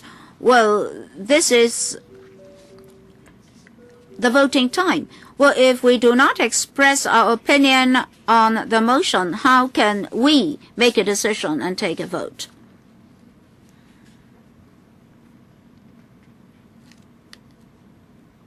Sorry, the speaker is not coming through. Before I declare the voting results. Members, please check your votes. Voting is now closed. Display voting results. 28 present, 9 for, 18 against, no abstention. I think the majority of the members present oppose the motion. The motion is negatived. Now we proceed to handle motion 0004. Again is moved by Mr. Gary Fan. I'll put the motion to the vote. That is, this committee agrees to handle Mr. Gary Fan's motion moved under Rule 32A of the PWSC Rules of Procedure. I claim a division. All right. The division bell will ring for 1 minute.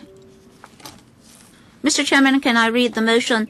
Yes, in accordance with Rule 32A of the Rules of Procedure of the PWSC, I, Gary Fan, move and Mr. Albert Chan seconds that this committee urges the government to complete the review on the progress on the blueprint as well as waste reduction and announce the results in the next 2 years before extending St. Landfill.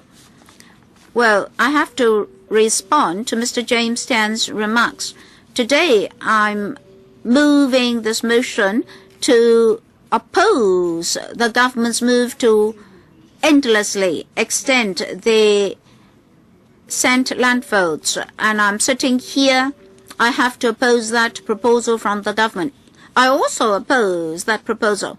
Well, I was just saying that we agree to handle this motion. So let's proceed to the vote.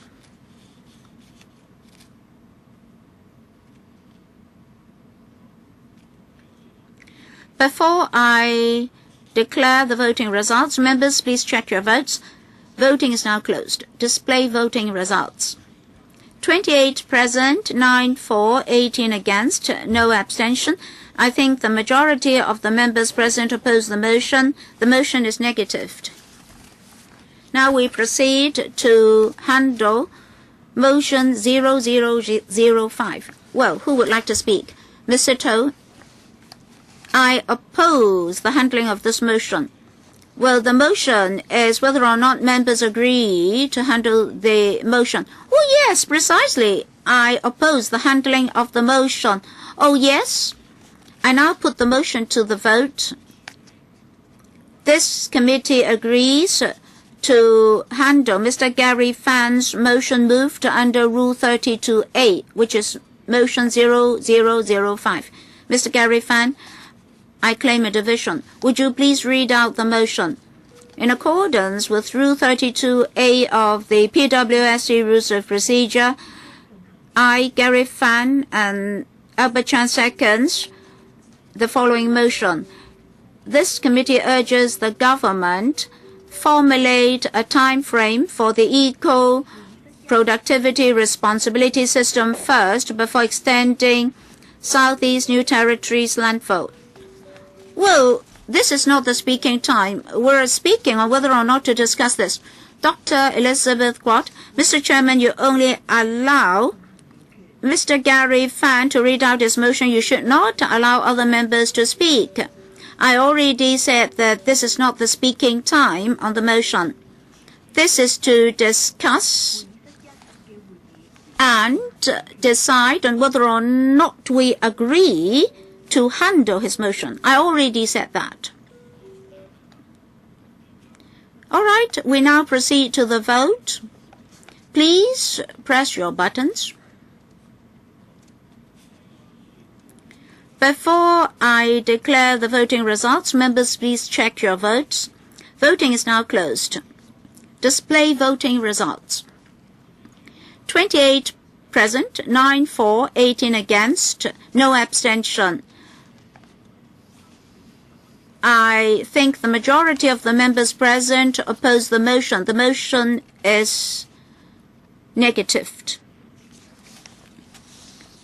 We now proceed to handle motion 0006. 表決，本委員會同意處理陳偉業議員按公務小組委。And in relation to Rule 32A of the Rules of Procedure, we now have to vote on whether we want to deal with 0006. The bill will bring for 1 minute as you would like to claim division. Mr. Bichan, please read out the motion. I move the motion, seconded by Mr. Gary Fan. Since the administration is saying that the Southeast New Territories landfill is exhausted, and so it is now applying for funding from this committee so as to start the extension of the SENT. And this committee urges the administration before embarking on the initial phase of work for the extension of SENT must come up with a timetable for the mandatory waste sorting scheme so as to show the government's sincerity to reduce waste as a result of sorting of waste.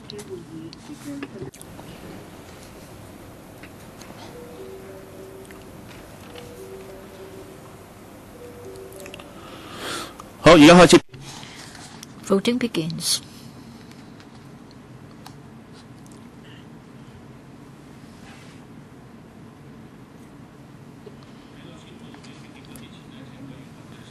Before I declare the results, please check your vote. Voting ends. The voting results are: members who are present, 28. 9 yes, 18 no, no abstention.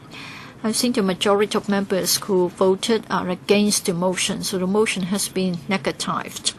Now we come to motion 007, again from Mr. Albert Chan.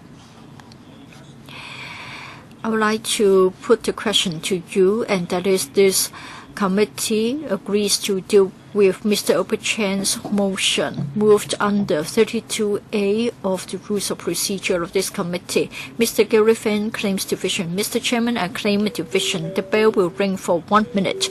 Albert Chan, please make use of the time available to read out your motion. Thank you. I move the motion, seconded by Gary Fan. That is, this committee urges the administration, before embarking on the initial phase of the extension of the Southeast NT landfill, must come up with a policy to reduce the per capita disposal rate of waste to that the same as South Korea and Taiwan, so as to show the government's determination to reduce waste. The citizens of Hong Kong should not be litterbugs.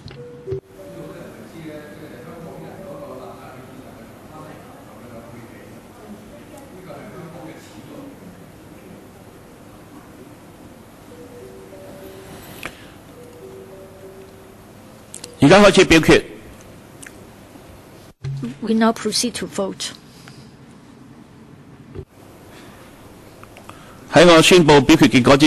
Before I declare the results, please check your vote. Voting ends. The results are to be displayed. Members who are present, 28, 9, 4, 18 against, no abstention. I declare that the majority of members who voted are against the motion. The motion has been negatived. Next, we deal with motion 008, again moved by Albert Chan. I now put a question to you, and that is, this committee agrees to deal with the motion moved by Albert Chan in accordance with Rule 32A of the Rules of Procedure for the PWSC, and that is 0008. Those who are in favor, I claim a division. Yes, the bell will ring for 1 minute. Mr. Bichan, please take the time to read out your motion.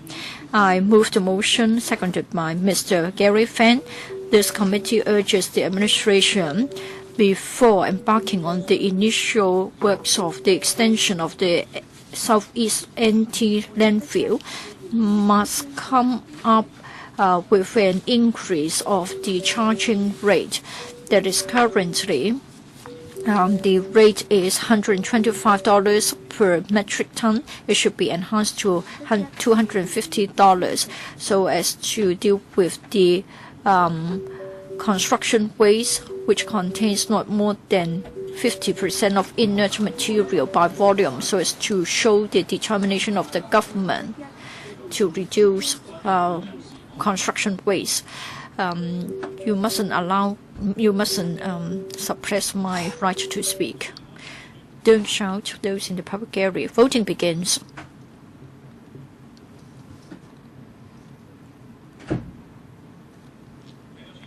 Before I declare the results, members, please check your vote. Voting ends. The results are to be displayed. Members who are present, 28, 9, for, 18 against, no abstention. I think the majority of members who took part in the voting are against the motion. The motion has been negatived. Mr. Chairman, when are we going to end the meeting? I've said that it would last until 10:45. Next, motion 009, moved by Gary Fan. And I'll put a question to you, that is, this committee agrees to deal with the motion moved by Mr. Gary Fan in accordance with Rule 32A of the rules for PWSC, namely 0009. Those who are in favor, I claim a division. The bell will ring for 1 minute. Mr. Gary Fan, please take the time to read out your wording. In accordance with Rule 32A of the rules for PWSC meetings, I move this motion and seconded by Mr. Albert Chen. Before the administration is to extend the Southeast NT landfill, the government must assist all the private RCVs in relation to the addition of metallic tailgate as well as wastewater sump tanks.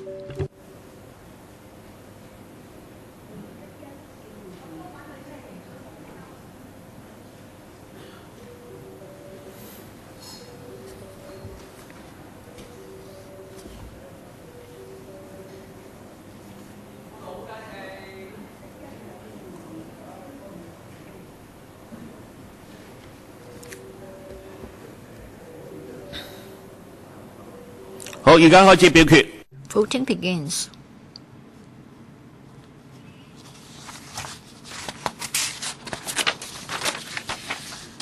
Before I declare the results, please check your vote. Voting ends. The results are to be displayed.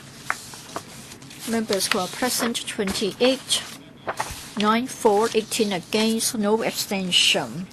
I think the majority of members who voted are against the motion has been negatived.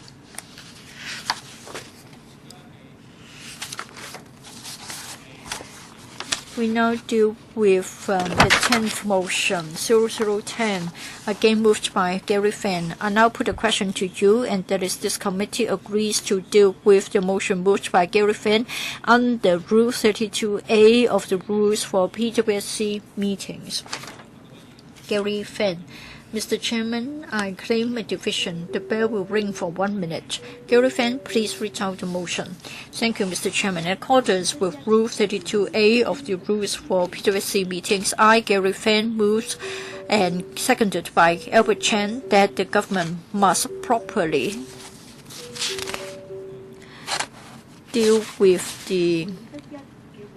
should raise the rate for charging construction waste before extending SENT.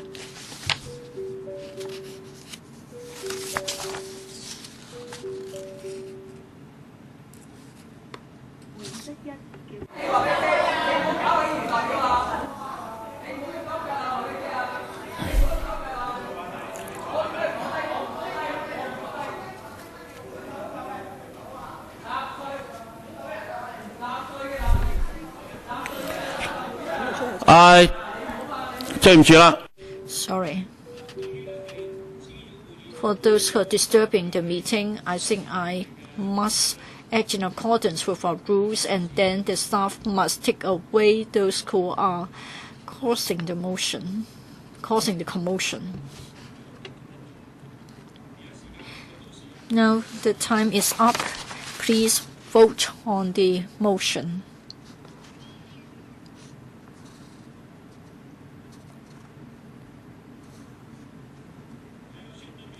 Before I declare the results, members, please check your vote. The voting ends. The voting results are: members who are present, 28, 9 for, 18 against, I think the majority of members who voted are against the motion. The motion has been negatived. We still have 5 minutes. I think the meeting should be adjourned. Yes, the meeting will be suspended, yes, so that the staff can deal with the members in the public gallery. Maybe in this case, we should just adjourn early because we're supposed to end by 10:45. I think in the light of what's happening, I think it's better for us to adjourn the meeting. And we will resume on the 13th of May at 9 o'clock in the morning. Thank you.